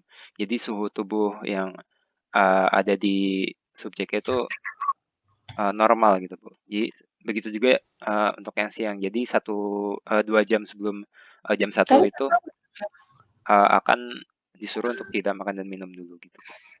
Selain tidak makan dan minum, dari lingkungan luar kan juga akan berpengaruh nggak sih? Tadi jam 8 sama jam 13 kan beda derajatnya. Itu gimana? Lingkungannya. Mungkin nanti saya koreksi lagi, mungkin saya samain saja semua Bu. Kalau enggak, ya itu tadi misalnya perlu dikondisikan di dalam ruangan yang suhunya sama dan sebagainya gitu. Sama Nanti tadi kan ada fase aklimatisasi tadi Bu sebelum melakukan eksperimen. Terus Mas ini kurang desain eksperimen Mas, di tahapan penelitian di metodenya. Jadi perlu ada section judulnya desain eksperimen yang di situ ada independent variabelnya apa. Selain jenis masker kan Mas Danar kan independent variabelnya jenis masker ada 3 level ya tadi. Kemudian waktu sebelum dan sesudah itu kan juga nanti kan dilihat ya. Iya. Itu kan juga independent variabelnya. Gitu ya. Iya, Kemudian dependent variabelnya yang banyak tadi sehingga nanti bisa digambarkan dalam seperti yang ditanyakan oleh Mbak Mia tadi. Jadi harus ada desain eksperimen yang jelas, independent variabelnya apa, dependent variabelnya apa, terus proses perhitungan gimana, maksudnya proses pengukurannya seperti apa, nanti analisisnya kira-kira akan seperti apa, kemudian hipotesisnya gitu. Kemudian apakah tadi Mas Danar akan menghitung titik optimum untuk berapa lama responden bisa menggunakan masker yang jenis apa ketika olahraga dengan spesifikasi seperti apa. Nah itu juga kalau itu memang jadi sesuatu yang penting juga, maka itu perlu dimasukkan di desain eksperimen juga. Gitu. Tadi sudah saya coret-coret ya di situ. Kemudian itu tadi suhu microclimate di dalam masker itu cara pengukurannya tolong diperhatikan protokol kesehatannya selama penelitian itu ya. Kemudian temperatur inti mau ngitungnya pakai apa Mas? Mau mengukurnya? Pakai temperatur timpani Bu, sama temperatur. Oke. Ya. Oke, dari saya itu dulu Bu Rini, terima kasih. Ya, terima kasih untuk masukannya, ini sudah 15 poin. Monggo dilanjut Pak Titis. Ya, matur nuwun Bu Rini. Ini saya tanya nanti nggak nambahin poin-poinnya Bu. Oh, enggak apa-apa. Mas Danarwan siap. Siap ya. Ya Mas Danar. Ya sebenarnya menarik ya ini topiknya ya, karena kebetulan beberapa waktu lalu saya sempat juga diskusi dengan teman-teman di ITB ya, karena terkait ergonomi juga dengan itu. Karena ternyata kayak ini saya belum mengomentari terkait dengan penelitiannya Mas Danar ya. Jadi kayak di konstruksi itu ternyata mereka tetap harus kerja dan protokolnya cukup ini ya, ketat gitu. Jadi mereka harus pakai masker, sementara kalau kerja pakai maskeran tidak bisa dibayangkan cukup berat ya pastinya. Nah, coba di sini pas saya baca proposalnya kok begini gitu ya. Pertama mungkin terkait dengan judul. Jadi kalau mungkin Bu Fitri mengomentari terkait dengan masa pandeminya, dari saya cuma pengen tanya Mas, ini kaitannya dengan termoregulasi itu seperti apa ya Mas ya? Apakah dari penelitian-penelitian yang sebelumnya itu penggunaan masker itu memang mempengaruhi termoregulasi atau tidak gitu ya? Gitu. Mungkin sebelum ke sana, kira-kira termoregulasi yang dipahami oleh Mas Danar yang seperti apa ya kira-kira? Jadi termoregulasi itu sebagai respon tubuh gitu, Pak. Jadi yang diatur seperti tadi yang ada di landasan teori bahwa itu merupakan suatu respon tubuh terhadap kondisi dari thermal yang ada di lingkungan. Jadi seperti misalnya kalau kita kepanasan kita akan berkeringat, dan kalau misalnya kita kedinginan kita akan menggigil. Jadi ada fasenya, seperti kalau kepanasan kan sweating dan vasodilasi seperti itu. Kalau kedinginan vasoconstriction dan shivering. Oke, nah untuk case ini kira-kira bagaimana Mas kalau penggunaan masker gitu? Untuk penggunaan maskernya itu respon lebih ke fisiologis tubuh manusia. Fisiologisnya yang apa kira-kira? Fisiologisnya seperti sebenarnya banyak Pak, cuman di sini saya hanya mengambil yang dari temperatur detak jantung dan temperatur inti tubuh dan heat strength-nya seperti itu. Begitu. Karena kalau misalkan kita bicara termoregulasi ya, karena kebetulan penelitian S3 saya itu isinya termoregulasi ya, itu nggak cuma kita bicara terkait dengan temperatur saja, tapi juga sebenarnya memang banyak Pak. Respons dari keringat bagaimana keringat itu nanti akan terevaporasi, heat balance-nya seperti apa dan seterusnya gitu. Jadi kayaknya kalau difokuskan ke termoregulasi sendiri itu belum masuk ke sana gitu. Termasuk juga mungkin pertimbangan lainnya adalah sebenarnya terkait dengan penggunaan masker ini seberapa besar sih efeknya terhadap kenaikan temperatur tubuh gitu ya. Karena kan sebenarnya termoregulasi itu kan nanti sangat erat kaitannya dengan bagaimana fungsi fisiologis tubuh itu bisa mengatur agar temperatur tubuh itu tetap 37 derajat Celcius ya kan.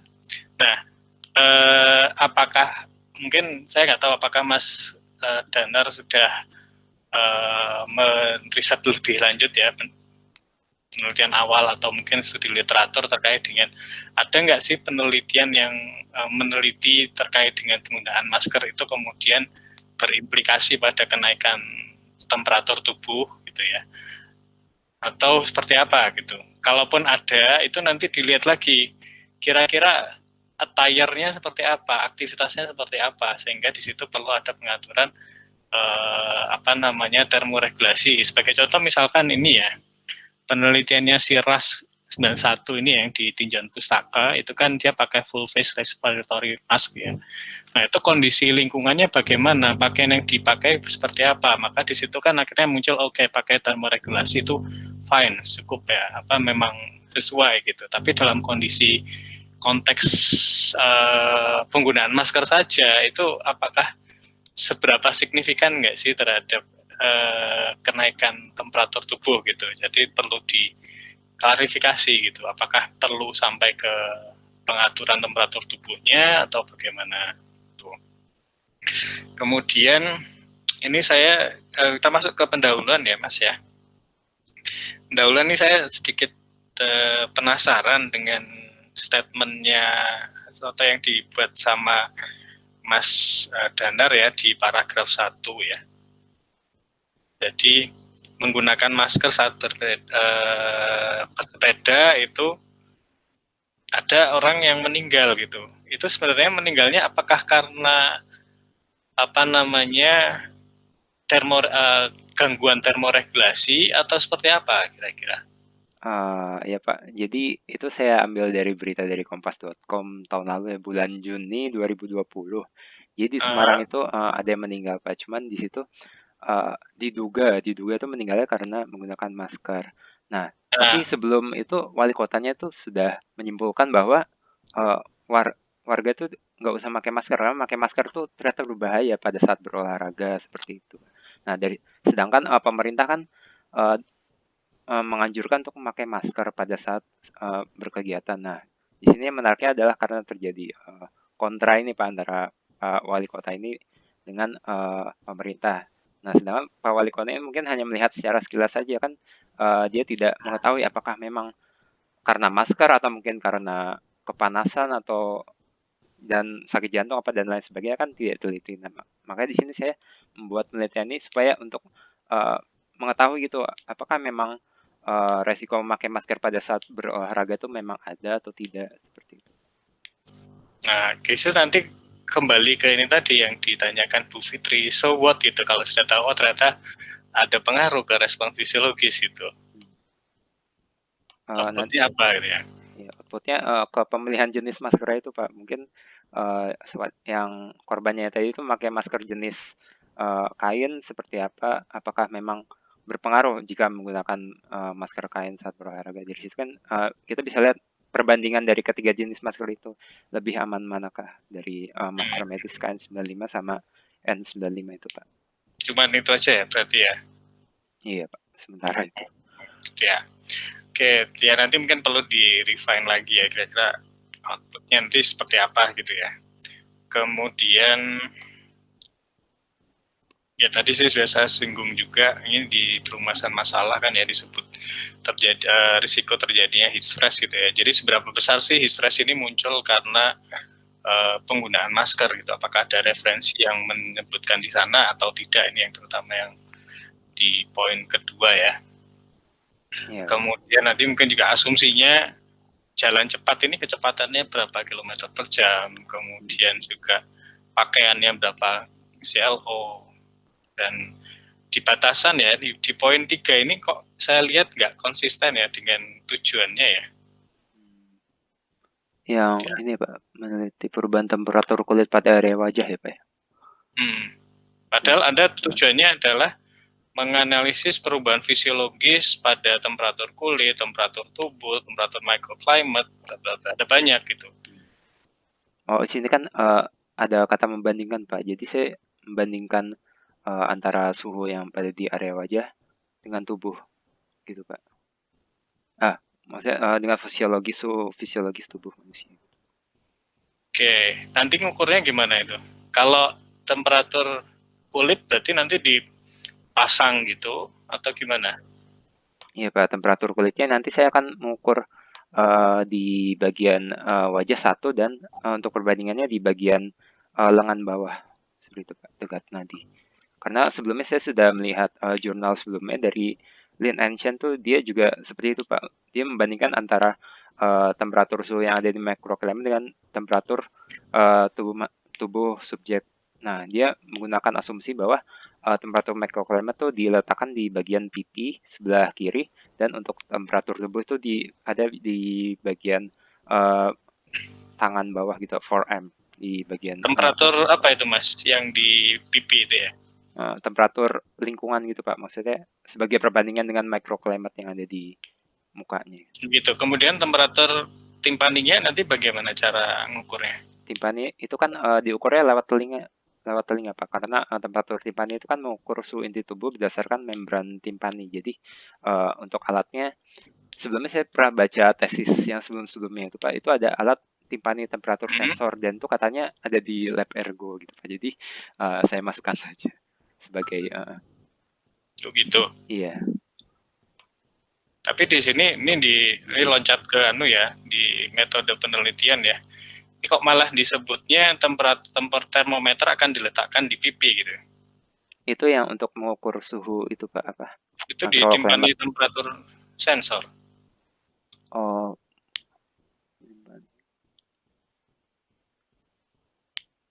Oh, sebenarnya ada sedikit kesalahan, Pak. Mungkin belum saya jelaskan seperti apa untuk timpani temperatur sama temperatur mikroklimatnya. Nanti saya lebih jelaskan lagi untuk membedakan antara dua variabel tersebut gitu, Pak. Oke, ya nanti dipastikan termasuk juga ini loh, Pak, protokolnya ya. Yeah. Terutama ya tadi mungkin sudah disinggung Pak Ardi sama Bu Fitri juga ya, bagaimana memastikan malah justru khawatirnya malah jadi ini klaster penularan virus nanti. Insya Allah enggak, Pak.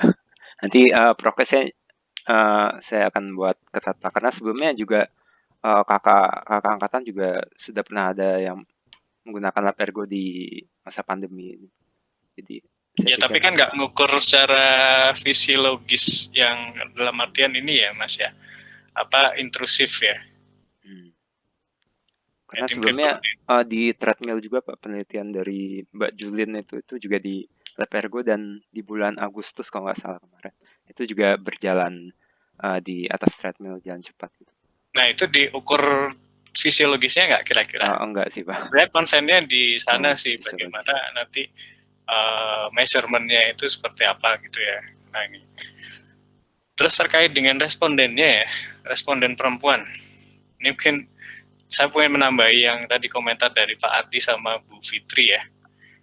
Itu tadi disampaikan lebih mudah ya, Mas? Ya. Lebih mudah ya Pak. Yakin lebih mudah? Dari jurnal sebelumnya itu dia menyatakan bahwa kalau maksudnya lebih mudah ini itu Pak, untuk waktunya tadi kan misalnya untuk wanita kan hanya 15 menit sudah mencapai heart rate maksimum, sedangkan untuk pria mungkin lebih lama. Maksud saya lebih mudah itu untuk pengambilan datanya seperti itu Pak. Justru bukannya lebih sulit ya Mas ya kalau penelitian fisiologis dan menggunakan responden perempuan. Ini karena saya pernah penelitian dengan menggunakan responden perempuan gitu ya. Jadi saya tahu lebih sulitnya kenapa? Karena terutama untuk ini ya, karena kaitannya dengan fisiologis dan temperatur, itu Anda pertama harus memastikan bahwa si responden ini enggak dalam siklus haidnya, di mana itu tentunya akan sangat terpengaruh terhadap fluktuasi temperatur. Nah, bagaimana memastikan itu bahwa itu akan lebih mudah gitu? Ya Pak, sebelum dan tadi mungkin juga ada isu dari Pak Ardi tadi kan ya, respondennya perempuan semua itu nanti apakah nggak akan menimbulkan dalam tanda petik something masalah terkait dengan etika juga ya. Kalau misalkan responden makanya tadi saya sempat tanya ke Bu Rini gitu ya, Danar ini cowok atau cewek gitu ya. Kalau cewek skill lah, mungkin ada pertimbangan kemudahan untuk responden ya. Tapi kalau respondennya adalah cewek, sementara Anda cowok, itu nanti bagaimana nanti masang-masang sensor dan lain-lain. Kemudian juga mungkin ada restriksi terkait dengan menstruasi. Anda apakah siap untuk menanyakan, kamu lagi dapat apa enggak, dan seterusnya, untuk memastikan data yang diperoleh itu cukup valid gitu ya. Karena salah satu efek dari siklus perempuan tadi itu kan ini ya, fluktuasi dari temperatur tubuh gitu. Nah itu tentunya ketika misalkan kita ngambil datanya pada saat yang nggak tepat, asal rekrut saja, itu tentunya kita nggak bisa dapat data yang valid untuk diolah lebih lanjut gitu.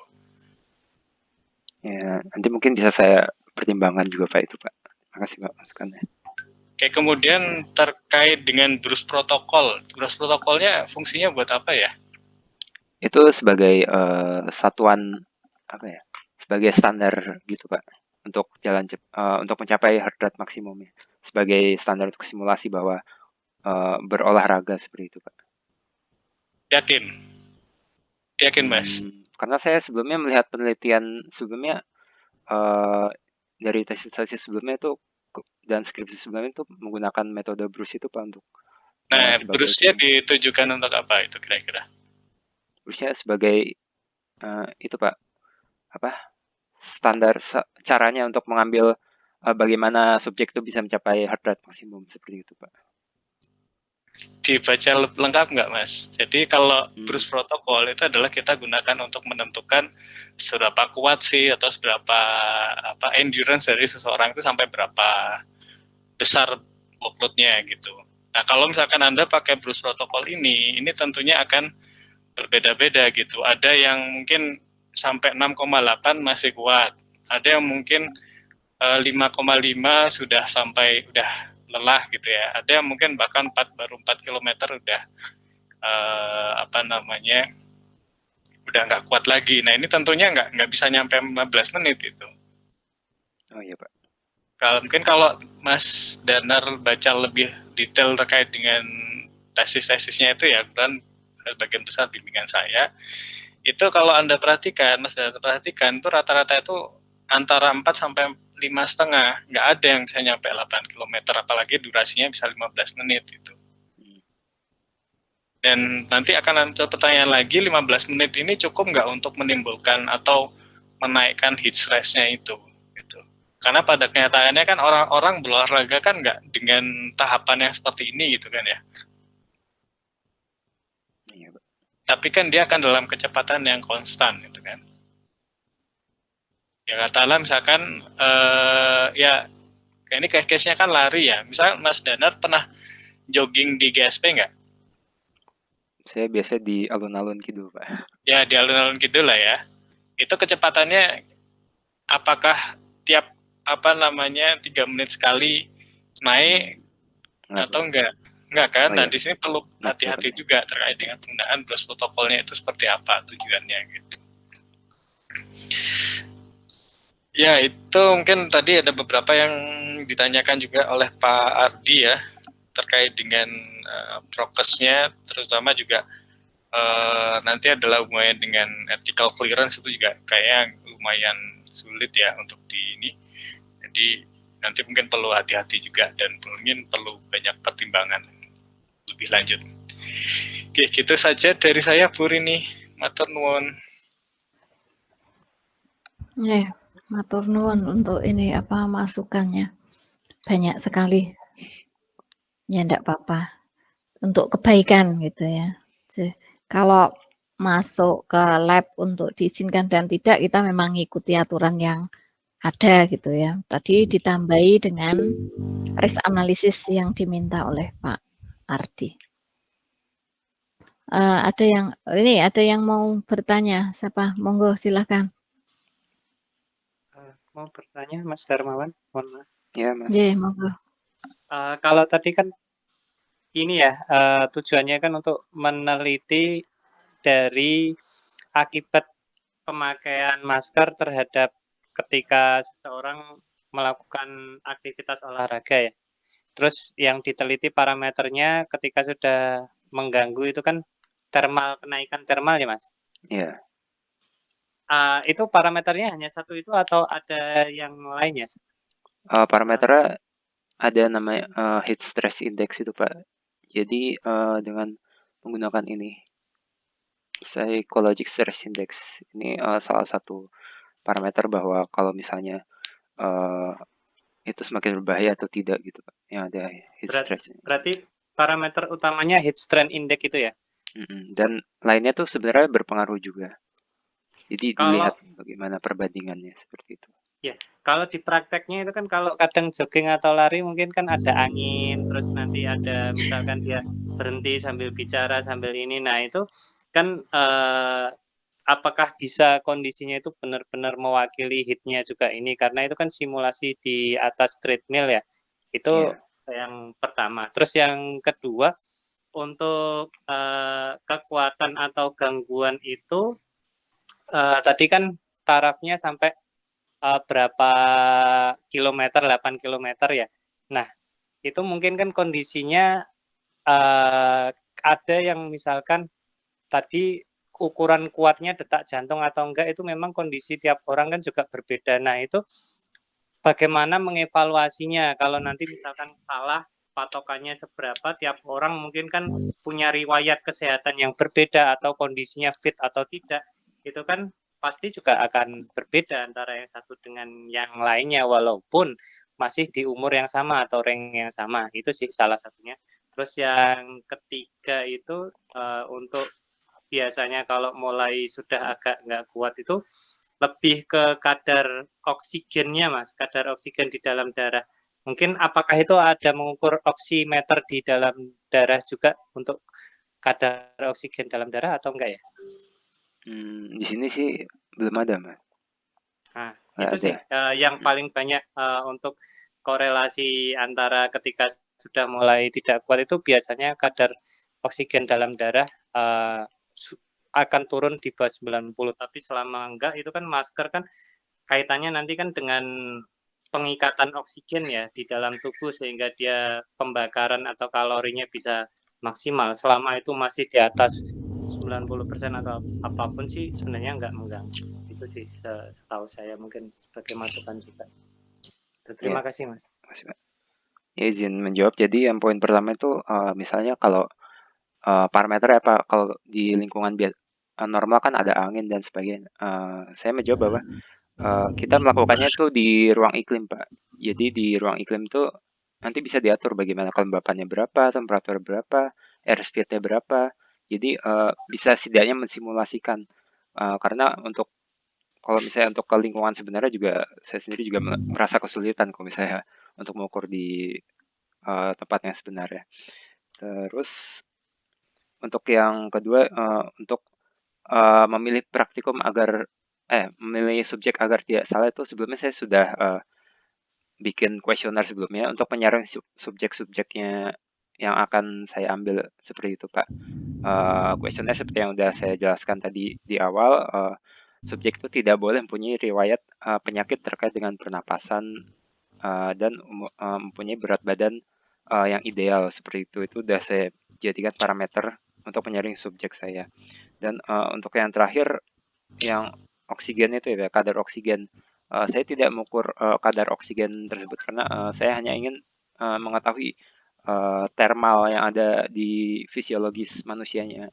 Seperti itu, Pak. Kalau untuk oksigen sampai mencapai level tertentu itu merasa kelelahan, saya tidak sebenarnya saya tidak akan menggunakan itu karena sebisa mungkin subjek yang saya pakai itu tidak mencapai kondisi kelelahan.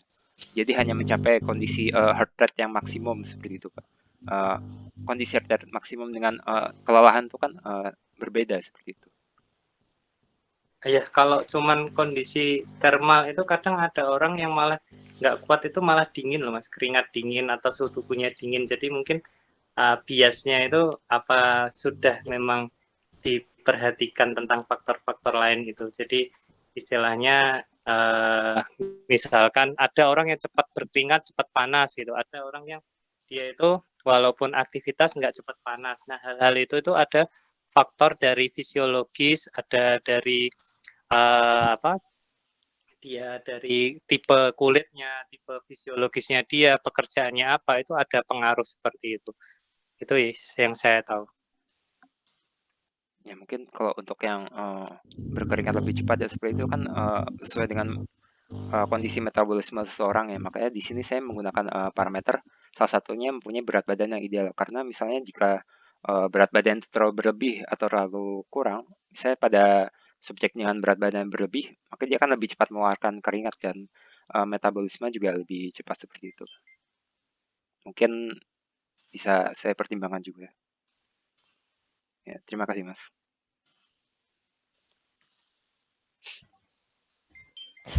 Sampun, Mas Fahrudin. Ya, Bu, sampun, terima kasih. Oh ya, terima kasih untuk masukannya ya. Memang perlu dipertimbangkan tadi apa responden, bagaimana memilih responden dibuat sehomogen mungkin, faktor lain tidak ikut berpengaruh di hasilnya. Ya ini PR-nya banyak, Mas Danarwan. Siap, Bu. Ya nggak apa-apa, memang ini Nah. untuk kebaikan dan apa, untuk ini ya, untuk tesisnya itu, supaya kita nggak salah juga untuk melakukan penelitian ini. Jadi, ini tadi kami sudah diskusi, harusnya panjenengan keluar dulu, terus baru kita diskusi dipanggil lagi, tapi ini kita sudah diskusi lewat, WA grup untuk penguji. Jadi kan ini ada kami harus mengisi berita acara. Jadi lulus dan tidak lulus untuk seminar proposal. Kalau nggak lulus berarti ngulang lagi, ujian lagi gitu. Jadi kami memutuskan Saudara Danarwan lulus dengan perbaikan proposal. Jadi nggak perlu seminar lagi proposal, hanya tadi sudah ada 17 poin apa ya yang saya catat, itu perlu ditindaklanjuti, perlu dipertimbangkan, mungkin mengubah beberapa yang sudah ditulis di proposal.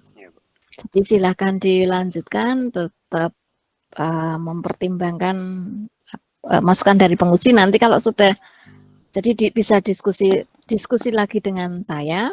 Kemudian nanti kalau sudah, baru ketemu para penguji untuk melihat kembali apakah sudah memenuhi apa yang diinginkan oleh penguji.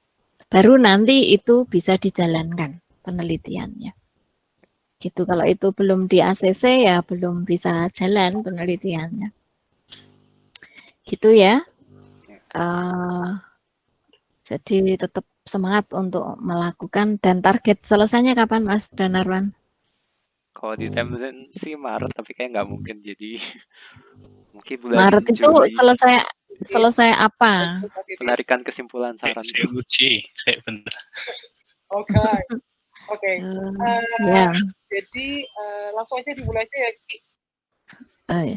Ya. Jadi nanti diikuti atau lihat jadwal penelitian lagi, membuat jadwal penelitian.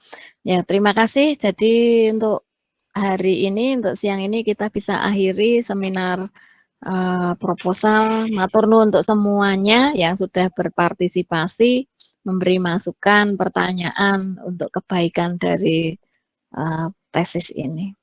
Selamat siang, selamat melanjutkan aktivitas dan tetap jaga kesehatan. Begitu? Ya. Semangat. Terima kasih Bu Fitri.